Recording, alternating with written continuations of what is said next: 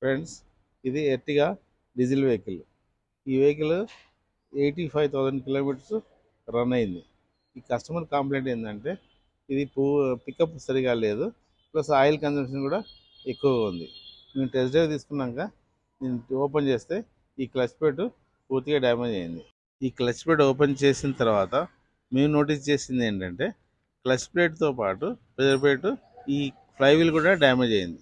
ఈ flywheel damage కావడానికి కారణం ఏంటంటే క్లచ్ ప్లేట్ స్లిప్పేజ్ షురూ కాగానే కస్టమర్ ఎప్పుడైనా నోటీస్ చేసేసి త్వరగా దీన్ని క్లచ్ ప్లేట్ చేంజ్ చేసుకోవడానికి ప్రయత్నం చేయాలి.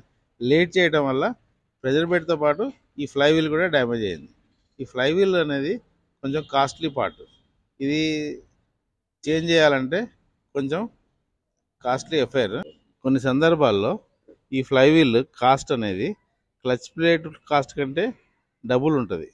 అటువంటి సందర్భాల్లో మేము కస్టమర్ రిక్వెస్ట్ మీద ఏం చేస్తామంటే దీన్ని లేత్ మిషన్ మీద మిషనింగ్ చేయించి స్కిమ్మింగ్ చేయిస్తాం. సో దట్ దానికి క్లచ్ ప్లేట్గా ఆపరేటింగ్ కండిషన్కి అది నార్మల్ పర్ఫార్మెన్స్కి వస్తుంది. ఆ తర్వాత ఇప్పుడు ఈ డ్యామేజ్ అయిన ఆయిల్ సీల్ని ఓపెన్ చేసినాం. ఈ సోర్స్ ఆఫ్ ఆయిల్ లీకేజ్ కూడా కనిపెట్టడం జరిగింది. ఎక్కడి నుంచి లీకేజ్ తెలుసుకున్నాక ఈ ఆయిల్ సీల్ తీసేసి పూర్తిగా కంటెంట్ మొత్తం క్లీన్ చేస్తున్నాం. ఈ పాత ఆయిల్ సీల్ ఉన్న డస్ట్ స్ట్రెయిన్స్ అవన్నీ పర్ఫెక్ట్గా క్లీన్ చేయాలి. ఈ క్లీన్ చేయకపోవడం వల్ల కొత్త ఆయిల్ సీల్ ఇట్లనే ఫిట్ చేస్తే అది కూడా డ్యామేజ్ అవుతుంది, ఆయిల్ సీల్ లీకేజ్ అవుతుంది. అందుకోసం ఈ పర్ఫెక్ట్ క్లీనింగ్ అనేది చాలా ముఖ్యం. ఇలా క్లీన్ చేసిన తర్వాత ఈ కొత్త ఒరిజినల్ ఆయిల్ సీల్ తెప్పించి ఇలా ఫిక్స్ చేస్తున్నాం. ఈ ఫిట్టింగ్ కూడా పర్ఫెక్ట్గా దాని పొజిషన్ ప్రకారం సీట్లో కూర్చోబెట్టాలి.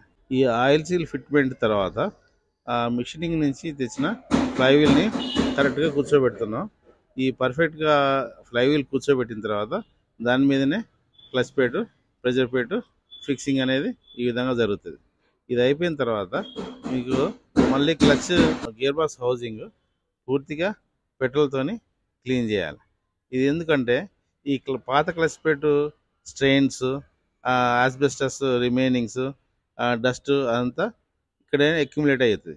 ఇది క్లీన్ చేయకపోవడం వల్ల కొత్తగా వేసిన క్లచ్ ప్లేట్ మీద కూడా ఈ పాత ఆస్బెస్టస్ మెటీరియల్ అతుక్కుంటాయి.